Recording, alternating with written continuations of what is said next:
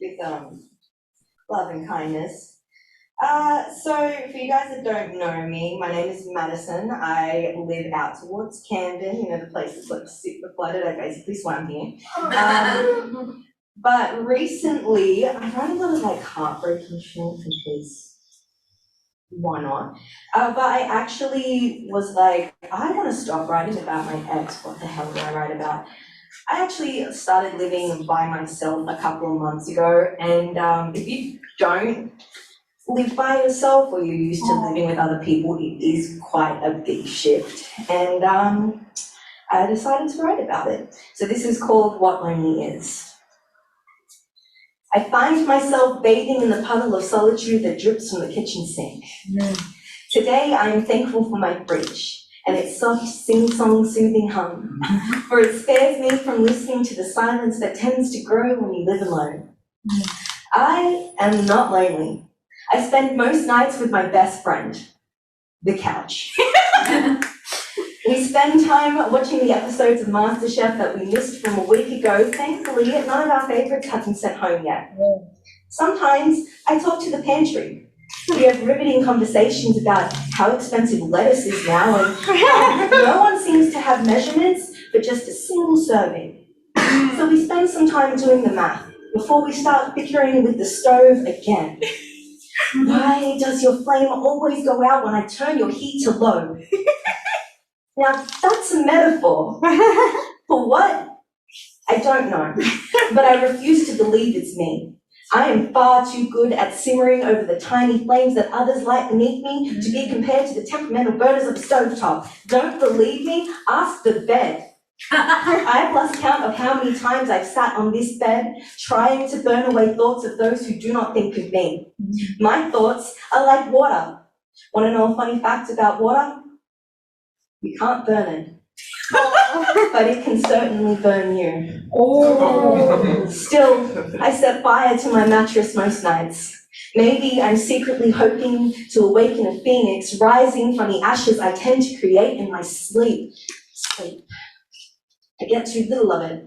I get too much of it. That much has not changed, but my mind now flutters between time zones, back and forth, back and forth, back and forth, back and forth, back and forth. I do not own a clock yet. This is somewhat ironic when you consider how closely I tend to watch time tick by waiting. What am I waiting for, you ask? I'm waiting for Godot. I could actually turn that play into a one-man show. Why? Because I've got nothing better to do. That and Samuel Beckett kind of make Godot sound like some of the people I know. People I thought were worth waiting for. So that's what I do. Time seems to slow down when you live alone. Spoiler alert, for anyone unfamiliar with this play or just doesn't have the patience to watch all the way to the end, Godot is a no-show. Just like those people I used to know. But I am no better.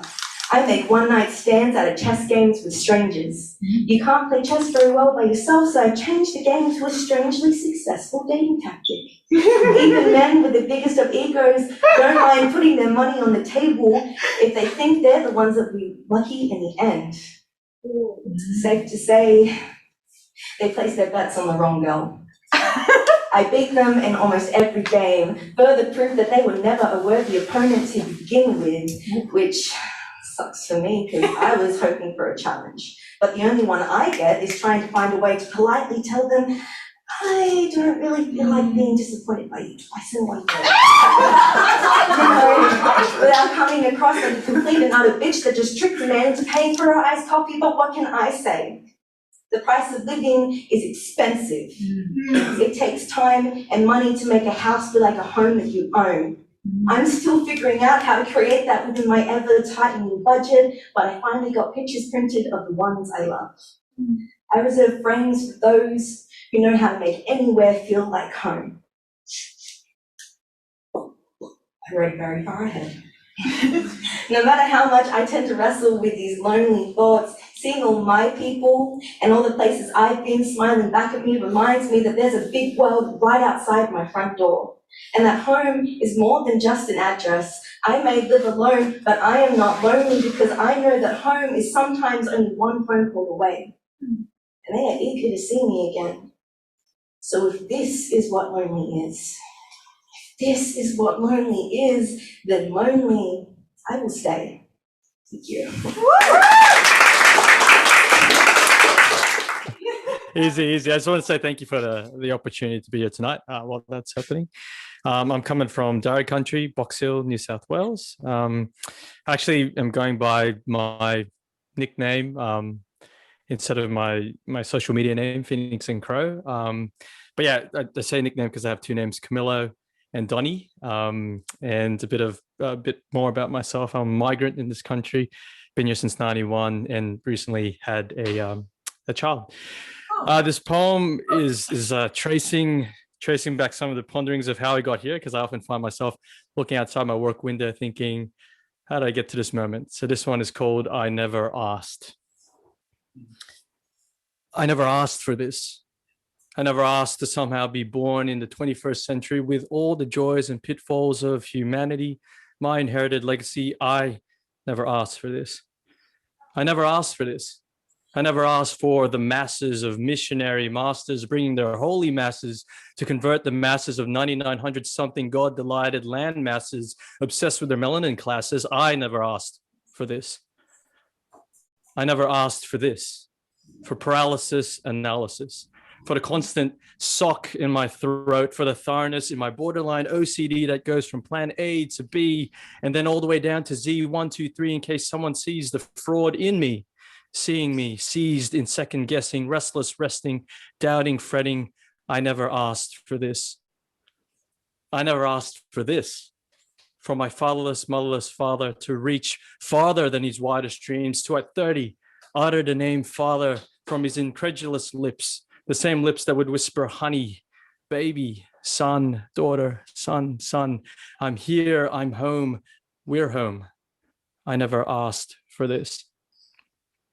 I never asked for this, for weekday hot fried chips and siestas on demand and candlelit faith dim nights and songs on rage between Saturday cereal crunches where sunshine meant beach and Medicare meant free, carried by the community in a hope that together we can be. I never asked for this.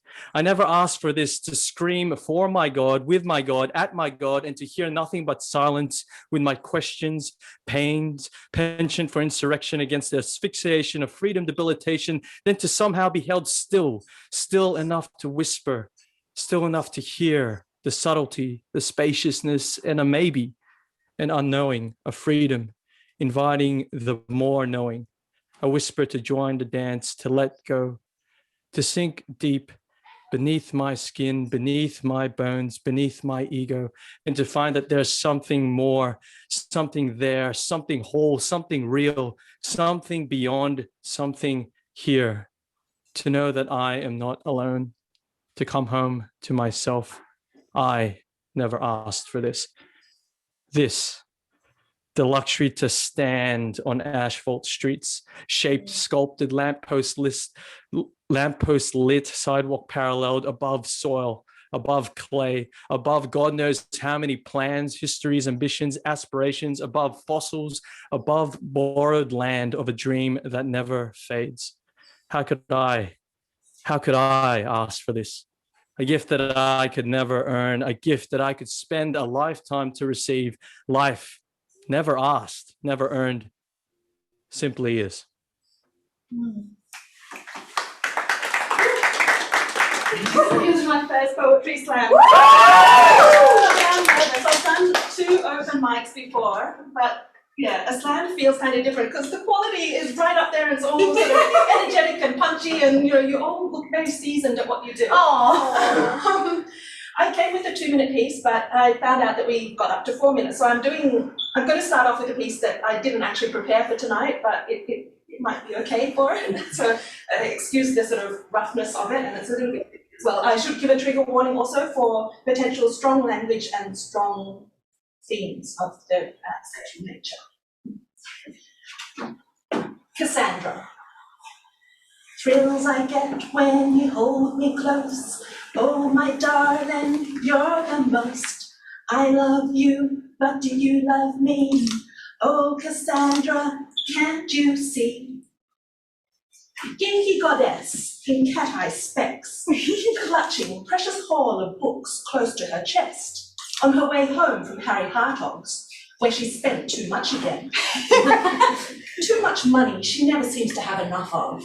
Too much time fingering anonymous spines. A collection of lovers ready to thrill between the covers. Spilling ideas pollinating deep inside her. She is spent, gluttonous slut. She can never get enough of hallucinatory hit, constellation swirling, big bang unfurling, spilling ideas and visions of the future. Thank you. My second one also needs a trigger warning for strong themes of the political nature, think Roe and Wade, so potential abortion themes and strong language. Awake at 2 a.m. She woke up in a changed world, strict time traveller flung into a different century. Losing her bearings in a wild, wild west she could no longer recognise as home. No longer safe for her to venture into pine needle woods alone. Freedom plucked bare as her in vogue bush as she is fucked over by the patriarchy. Start running, little red. You and your homegirl hussies from the hood are now misunderstood second-class citizens, brought to your knees in order to please commanders who will force you to bear the fruits of their wicked seed, unless you choose to swallow this dystopia. You burrow underground, fleeing to find alternate routes, gambling with crude currency. Head or tail? It will cost you either way, handsome price to pay by desperate women held at ransom. Carve out sin like jack-o'-lanterns, scooping up mucky seeds. Coat hanger wire scraping away, future bullets dodged before they get too comfortable in their lodgings. Womb with a view to overpopulation. Come, grab your popcorn for a lap dance from Miss Popular. Pop one for the mother, pop another for the father, and pop one for that lucky bastard of the country. Pop, pop, pop, pop. From under the cloak of a bleak black sky, tiny stars blink away disbelief. As they hear the call to arms, it is time. And all of a sudden, the sky illuminates with the brilliance of 1,000 angry eyes, glittering, fierce as diamonds.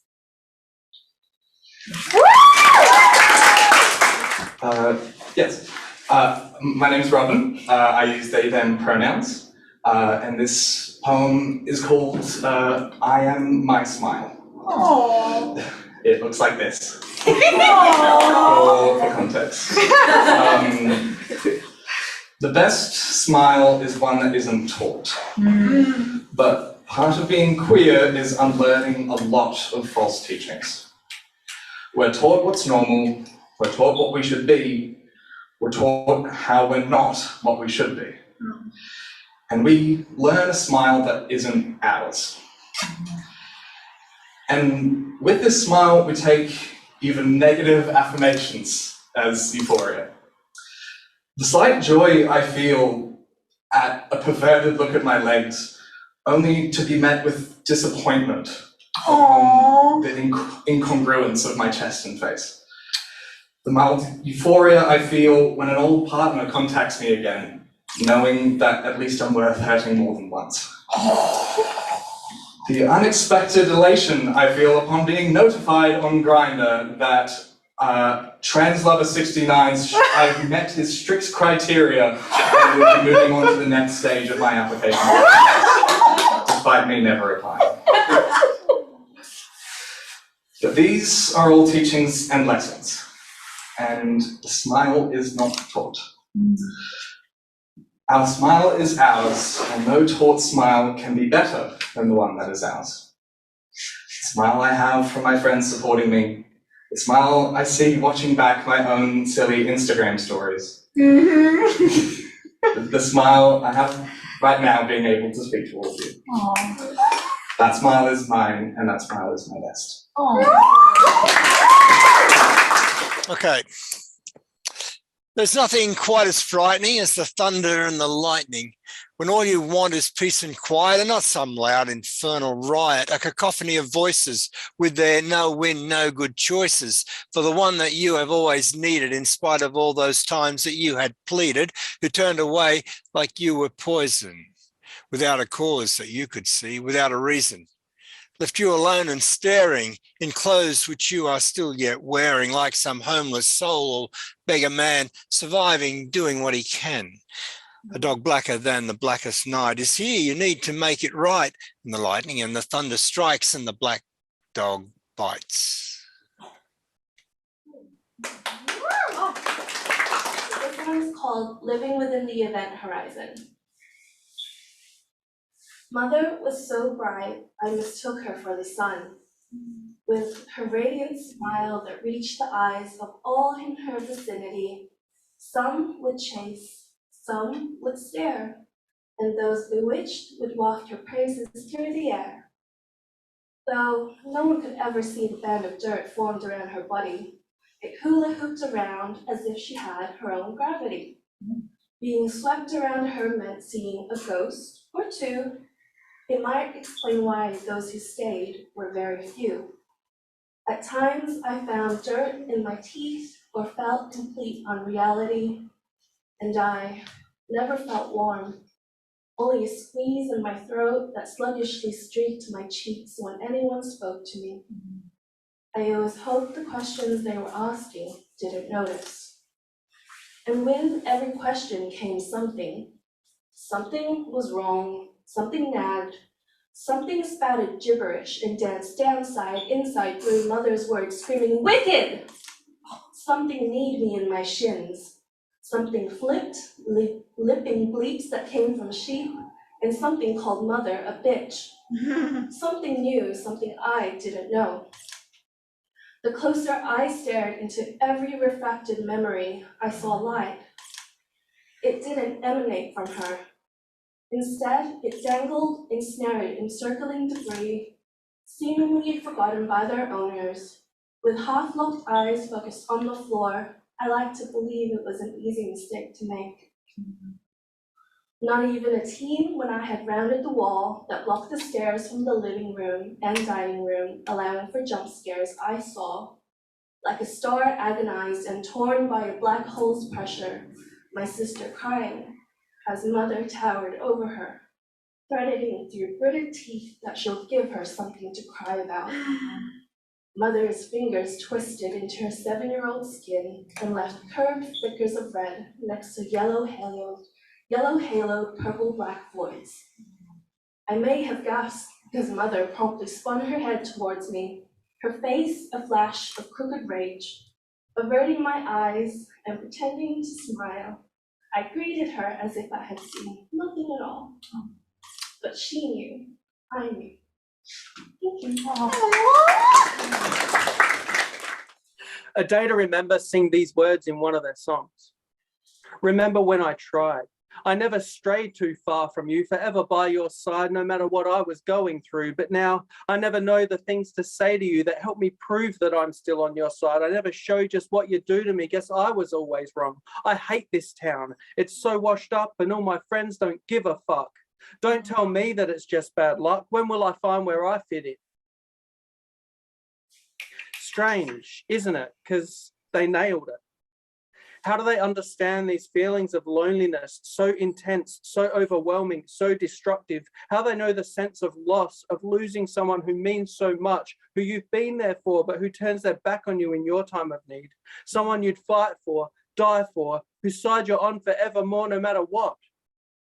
Someone who no longer hears you or sees you, yet you still hear them, see them, fight for them.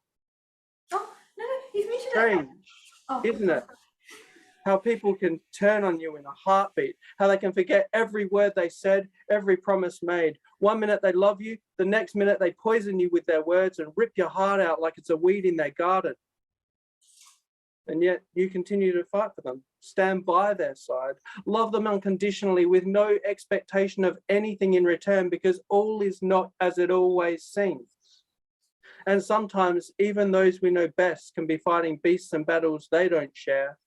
So they turn their back because they don't see another way. Strange, isn't it? How in the grief, in the loneliness, there is hate, yet hate solves nothing, so you let it go. There is resentment, yet resentment solves nothing, so you let it go. There is loss, oh so much loss. There is running, there is hiding, yet there is searching, there is love, there is hope. When will I find where I fit in? When, not if. Strange, isn't it? How artists like this, who go through stuff and write stuff and share stuff the only way they know how, connect with us in our most vulnerable, at our most exposed, in our most painful moments. And yet this is the point, a timely reminder that we are understood, that we are seen, that we are heard, that despite how we feel, we are not alone, never ever alone. And in those moments, that's the most important thing to hear and to know. Thank you. This one's called Laughter. Laugh like a lady, she said. Yours is too loud, too rude, too noticeable, too unbecoming. I love your laugh, he said. Yours is so you, so happy, so genuine, so addicting. Commentary on your laugh, regardless of what is said, it makes you feel vulnerable, exposed, naked. But a laugh is a sound, a vocal explosion of air from your lungs, a loud burst, a series of chuckles, a quiet giggle. But if eyes are like the mirror to the soul, then wouldn't a laugh be like the echo of someone's soul? A laugh reflects what you are feeling in response to something. You laugh and it is heard by others. Their perception of your laugh reflects back to you. Their perceptions of what you are laughing at, what you are laughing about reflects back to you. Their perception of you reflects back to you. Laughs are created, heard, and perceived, but how a laugher's laugh is perceived, it depends on the laughee. I completely forgot I was trying to make a pun about that anyway.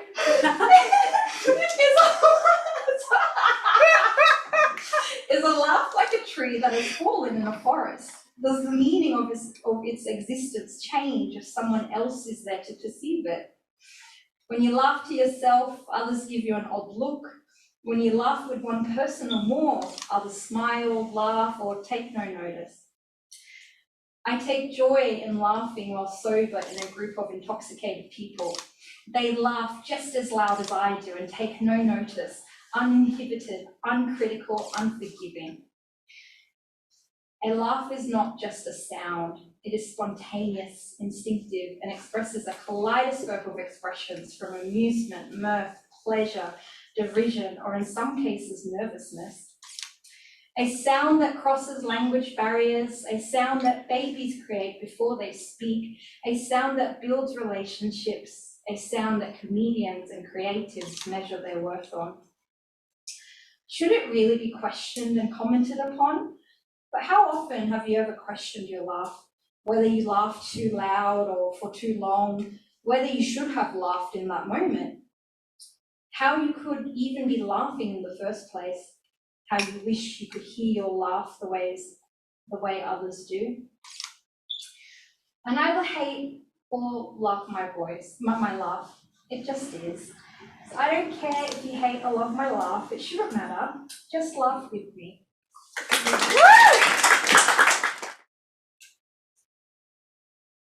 In a youth hostel on the back streets of downtown Cairo, the part inside of me that speaks in poetry was spoken by someone else for the first time. Central American refugee fled to Egypt. She lived her life two-stepping forwards in $2 increments to buy herself that dress that would make her look fine, and she stepped forward into my life, operated my voice and asked herself, will you give me just an evening of your time? She said yes, but don't worry, this isn't going to be a love poem that's not how this story goes, and so we spent an evening together. But that evening was a month, and when I said I was ready to leave, she was there to call my bluff, and so I asked her, "Can you come back with me, all the way back to here, Australia?" And she said yes. But it didn't matter what she said because airport customs sang a different song. They read our romance like it was a crime novel and told us to move along. Just because Russia is an ally of the country she was forced to flee, she couldn't even come here on a tourist visa. And I was a kid in love, and what's a kid going to do but say, "Fuck it, let's run. Would you like to live in Spain with me?" She said yes, and so about 3 months later, sunny beach down under turned into sunny beach up above. The sun was always gleaming, and under it so was our love, us alone in midsummer, and the world was in our grasp. In a world of a million answers, we found one that included both of us, and to get there we bent back by the sea.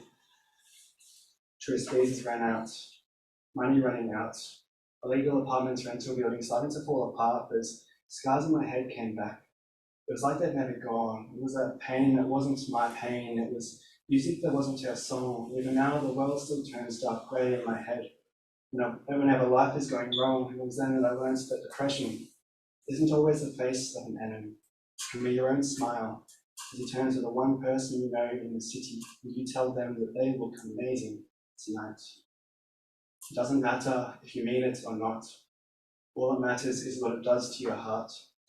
We've been two-stepping forwards, but now we were free-falling backwards, and I still loved her, but that didn't even matter.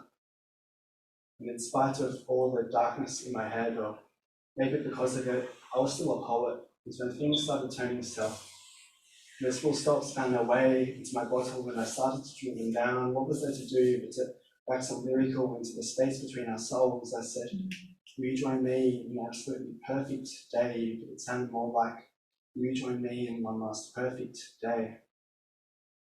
She said yes. So about a month from that, we awoke to a sunrise so perfect, even Jesus would have been proud. A plate that filled with food before we'd even prepared it. We bought magic from a street vending machines that were $2 stepping forwards at a time. Down by the beach, just the two of us, wrapped inside a mirage of poetry. The salt water felt so sweet as it lapped at our feet like a melody or a metronome in time. Down on one knee. Only one perfect day before another will you spend them with me.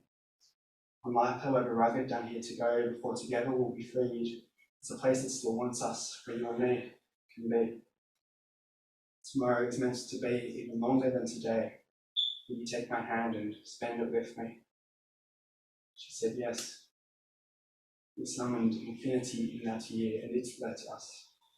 We found a memory of the future, inscribed in it our names together in unison, folded up like a prayer card and built into tomorrow like a paper plane. And it didn't fly straight. There's scars in my head that the suits were there to name depression came back. I was in quite a state. I needed to think, I needed to drink. I asked if she could go and grab me another beer from the fridge. She says she thinks I probably had too much, but I tell her that I'm hurting. And so she says yes. About a week on from that, the scars unravel themselves from the inside of my head, wrap themselves around my throat in the form of cable ties. She's asleep in her bed. She didn't even hear the noise as I fell to the ground. Survival instinct kicked in. Fingers poised between flesh and plastic, my hands nothing more than a prayer card floating up to God in the wind. As I crawled into the kitchen and cut the tie open, but as I breathed in, it felt like the air in that room no longer belonged to me. I stumbled into the bedroom and watched her sleeping quietly, but didn't wake her. No amount of poetry from my lips could have made those words gentle enough to say. The next morning, I asked her if she believed in fate. She said yes. I didn't tell her I was going to have to go away. About 2 months on from that, and I was back in Australia in a cityscape of therapy sessions that seemed to blend into drinking sessions, that seemed to blend into prescription medication. And one night, as I was stumbling home from the city, alcohol and God knows what else seemed lullabies in my veins, I called her and asked if she would vote for me. She said yes. 2 months on from that, and she's blocked my number on WhatsApp, deleted me on Instagram, and changed my name on Facebook to Cody, and they're going to get a chance to leave me again. There's still poetry that sings in the consonants between us, that stings in the world that's seen us, but she's had enough. She's saying goodbye, and I wanted to know that I'm happy for her. I'm really happy she's moving on. I'm sorry for the bloodshed still in her footsteps, and that my voice still sings her song to her, but I would sound like a ghost by now, given what I've done. Still, she has spoken that voice in me. The poetry loves. Thanks so much, guys. Monsieur Caillou n'est pas encore revenu au travail. Actually, Billy, can you put the volume down a bit? I think it's just a bit. Drama queen. Just make me want to hear me. What's the point of working on the words? You can't even hear it because I work with music. For context, I had to hear this like on repeat when she was in high school. For context, I had to listen to her also practice something when I was like a kid about Henrik Ibsen's The Dollhouse, something. I had it memorized at some point. Anyway, so payback. Okay, we can start again. Monsieur Caillou n'est pas encore revenu au travail. I asked my servant, was giving her my evening-lined coat, revealing my pecan afternoon dress with its voluptuous corseted S-band. And as my maid regretted to inform me that my husband was not in fact back home yet from work, I looked at the Sèvres Bleu Celeste porcelain mantelcloth. A minute away from Savant, his ticking voice mocked me with the cynical sniff of 5 à 7, 5 à 7. A minute away, his long hand reached out and beckoned me to think and accept, think and accept. I turned my face away from the clock's own as his long hand retracted at the strike of his partner. Later, a sound from my husband's study inclined me to believe he was back. My knock to my surprise turning into a push, the door swung to reveal the study under attack by a true clan. Age 9 and 8, they were lucky their father was late. I scolded them and rushed them out to the governance. Caught sight of a crime site involving a murder of paper. My blood froze while my body shook as the prospect of the papers being reported my mind did consider. I rushed to the floor to piece them together, think of what explanation I could offer. Till I realized the language used was that of what one would reserve for his wife. He was directed at a name that was not male. I rose and fell into his chair. As I read through, it became apparent to be a response to his mistress's plea to leave me, which he expressed with immense remorse. He could not for love of me or lack of love for her. His fidelity to family as France's foundation. I will be able to one day reclaim my freedom from vote, but in no case can I make a move before the elections. 1,000 million kisses upon every part of your adored little body, signed Ton Amour. It dawned on me that it was Eve who ripped the letter up in frustrated pieces, realizing the ridiculousness of a love letter which made no promises, when love itself is a promise. In this marriage, a promise kept without love.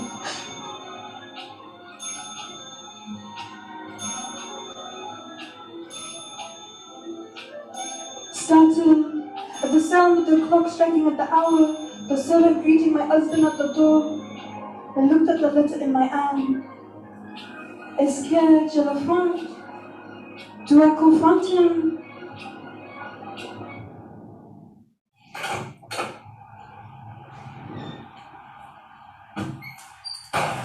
We jumped up from our seats at the door slam, only had eyes for the gravy in the ham as he made his way around the dinner table and sat the head where you would dominate, terrorize Mrs. Mom's mind while I would watch sitting on the sidelines, him dominate and tear our eyes out.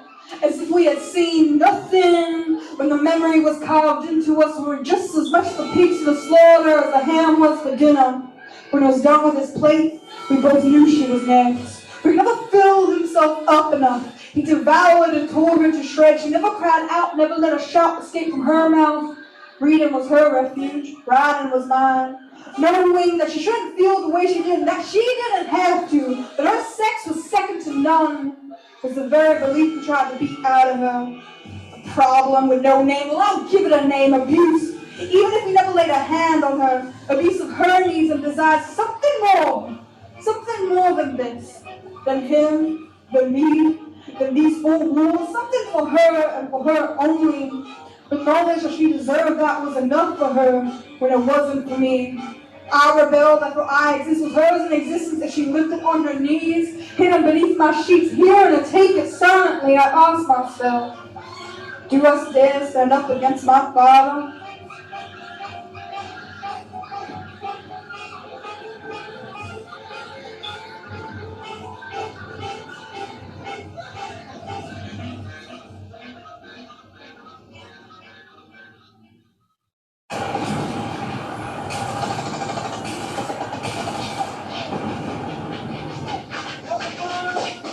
I remember when it happened. I remember feeling like vomiting. I remember my eyes glistening. I remember choking out the thoughts, thinking, this isn't happening. This doesn't happen to me. To us, men don't get raped. My commander would later reiterate back to me, making it sound like fact, you see, only served to confirm what I'd already believed when he said, son, men don't get raped. The significance he bestowed upon his words seemingly equivalent to those upon a yellow post-it note. Yet I still got the memo lodged like a bullet in my memory, trading one empty shell for another. Because in the disjunction between statement and event, the only explanation seemed to be that I was less than a man. And I didn't know how to make amends for that. Some men don't get raped, and with that he also seemed to say I rest my case, but in my case there was no rest. In fear of further barbaric behavior, I would retreat to the barracks and barricade myself in my room, only to have my roommate enter the screams of, "Don't hurt me!" He took me to a doctor. The next day I was told discharge was being eyed for personality having a disorder. Shock, disbelief, confusion. Curiously, after a single cursory interaction, there'd been me anger, relief, shame. Not a bag of mixed emotions I'd expected to come home with. Instead, when I kissed my wife, I felt numb inside. I thought it was rather fitting, for I clearly did not fit in a culture so hyper-masculine, and yet at home, it was no different. My attempts to get a job were futile. One look at my DD-214 and the 480 code would tell them what I got discharged for. Claims that I'd been misdiagnosed were returned with narrowed eyes and metaphorical, yeah, right. Years of service all for naught. Never taught how to fight the enemies I fought. How do you throw yourself in a grenade when it's inside of you and nobody else knew to? I never thought my own family would be victims of an explosion. My wife's appalled expression reflected in my own. Do I seek help? And this is where we wait. No. How can I leave my husband open to the charges of running family down to the ground in the chilly and criticized immortal climate that is of now? Our characters have never been in harmony, but what about our family? Our temperaments were of difference. Hot and cold, so disputes always rules, then fell and came to a close. As when opposing fronts meet, the cold always yields and echoes. Besides, my children, for their sake I have waited, and for their sake I shall wait more. I shut the door.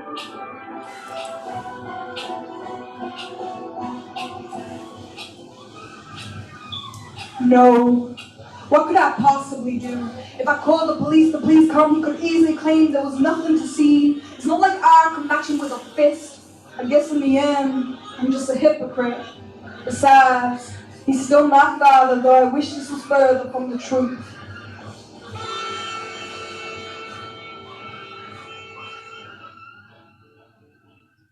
No. Some men don't get raped. I wonder if he realized how destructive denial is and the impact his dismissal would have on the rest of our lives. I'm still chained to the chain of command that commanded me to stoicism. DEFNE with a pre-existing condition, so I was in no condition for aftercare, and they could act as if I didn't exist. But I insist that I do. So men don't get raped. Is that really the message we want to pass on? Our carpet's getting higher than we can get with the seats and shit that we sweep under it. It's as tall as a mountain now, yet you still think we can climb over it? All the while pretending we don't know what we're climbing over. Well, maybe you should book yourself an appointment with a doctor to get a reality check. Because that is not the way you get over things. Not properly, at least.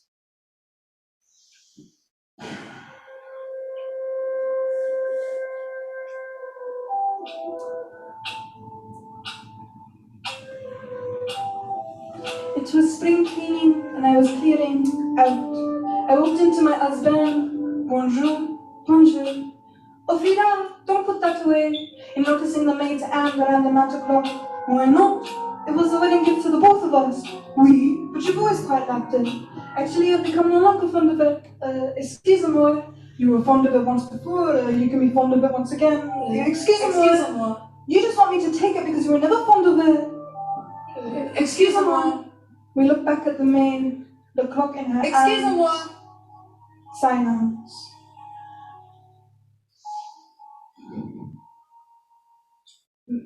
Neil, Yes, Mom. I need you to drive me somewhere. Sure, where to? An abortion clinic.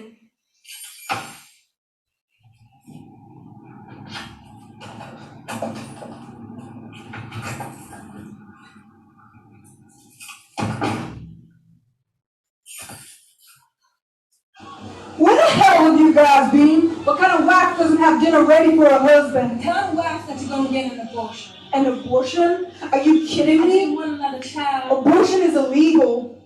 It's not a crime in cases of rape, Andrew. Excuse me, rape my ass, there's no such thing. You gave your body up to me the day you married me. I interrupted. The state of Mississippi might not recognize rape within marriage as a crime, but I do. You still hungry? Because here's your dinner. I threw the car keys on the dinner table. I'm fed up with your abuse and I can't stomach it anymore. Don't you two walk away from me. I put a roof over your mother's and yours heads, boy. You should be grateful. A roof, he called it. A roof connotes protection, but I just protected him by hiding all his infliction. And my mother resorts to non-fiction, hoping one day she'll turn a page and start a solution to the storm of this never-ending rage. A roof connotes freedom from the scrutiny of society, but all it had to offer was restriction and criticism. He called it a roof. I call it prison. He put a roof over our heads. Then why do I think we would have been better off if you hadn't? I slammed the door.